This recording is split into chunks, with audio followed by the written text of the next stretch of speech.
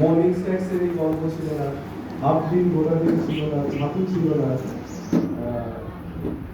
তো অনেক কিছুই প্রতিবন্ধকতা ছিল, কিন্তু একটা সময় তখনও আইসিডিএস চলেছে, এসএনপিএইচও দেওয়া হয়েছে, বাচ্চাদের ইমিউনাইজেশনটাও হয়েছে। হয়েছে ওই সময় কাজ, তাহলে পরিবার এখন ইউনিফর্ম হলো কি 75 সাল থেকে আইসিডিএস তো এই ধরনের কাজগুলি করে গেছে। কারণ সমস্যা তখন ছিল এবং আরো গভীরভাবেই ছিল। এখন সেই ধরনের সমস্যা ততটা নেই। মানে আগে ছিল বাড়ি ছিল না, ফলে মানুষ এসে বসতে চাইতো না, এখন বাড়ি হয়ে গেছে, তো ন্যাচারালি বসতে চাইবে।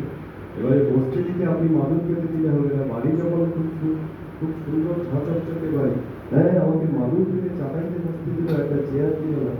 মানে মানুষের এক্সপেকটেশন দিন চেঞ্জ হয় সময়ের সঙ্গে। বুঝতে পেরেছি? তখন বাড়ি ছিল না বলে মানুষ এসে দাঁড়িয়ে খাওয়াটা নিয়ে চলে যেত।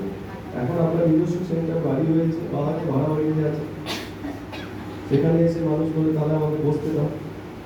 আপনি যদি বসতে এমনি খালি চট পেতে বা মেঝেতে বসান, সেটাতে সমস্যা। একটা ম্যাট পেতে দিতে হবে, ম্যাটও যাচ্ছে আপনাদের ইউটেন্সিলস, এই বসার ম্যাট বাচ্চাদের টেবিল পেতে যা কিছু সাইডার তো আমি যেটা বলতে চাইছিলাম, সময়ের সঙ্গে সঙ্গে মানুষের প্রত্যাশা এক্সপেকটেশন চেঞ্জ হয়ে যায়। আমাদেরও হচ্ছে, সব জায়গাতেই হচ্ছে।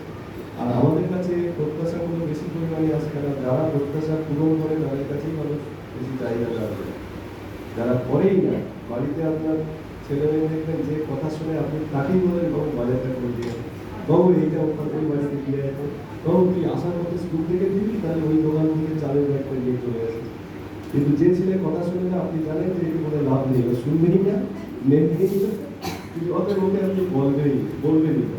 তো আমাদের ক্ষেত্রেও তাই, আপনি আমাদের কাছে এসে দাবি যতই দেয় আমরা শুনি, রাখার চেষ্টা করি, সেই জন্যই আমাদের কাছে প্রত্যাশা বেশি। যাই হোক, ভালো থাকবেন, সুস্থ থাকবেন। আমাদের এডিএম স্যার আসছেন, উনি হয়তো আপনাদের সঙ্গে কথা বলবেন। ধন্যবাদ। Thank you sir.